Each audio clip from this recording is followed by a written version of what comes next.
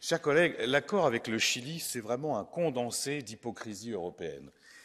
C'est un modèle de double discours. Et quand je vous entends, je me dis que vous êtes devenus les champions du monde. C'est-à-dire qu'on nous avait dit, les traités à l'ancienne, c'est du passé, il faut partager avec les pays du Sud, notamment sur l'extraction de leurs matières premières, les bénéfices.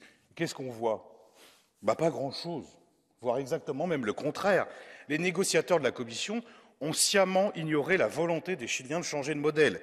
Ils ont refusé de renégocier avec le président élu en 2021 un certain nombre de choses qu'ils souhaitaient, notamment la protection des écosystèmes, le partage de la valeur minière, et on a obtenu des Chiliens un accord qui est clairement asymétrique et déséquilibré, où nous dictons nos conditions sur l'exportation de biens industriels, sur les investissements, sur la captation du lithium.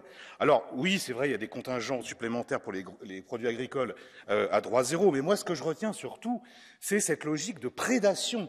Et je m'adresse aux collègues progressistes, dont je connais l'attachement aux pays du Sud et à un commerce égal, équilibré. Là, clairement, on n'est pas dans l'égalité, on n'est pas dans l'équilibre, on est encore dans une logique de prédation, et ce n'est pas comme ça qu'on va convaincre les pays du Sud du bien fondé de notre Green New Deal. Alors, chers collègues progressistes, réveillez-vous.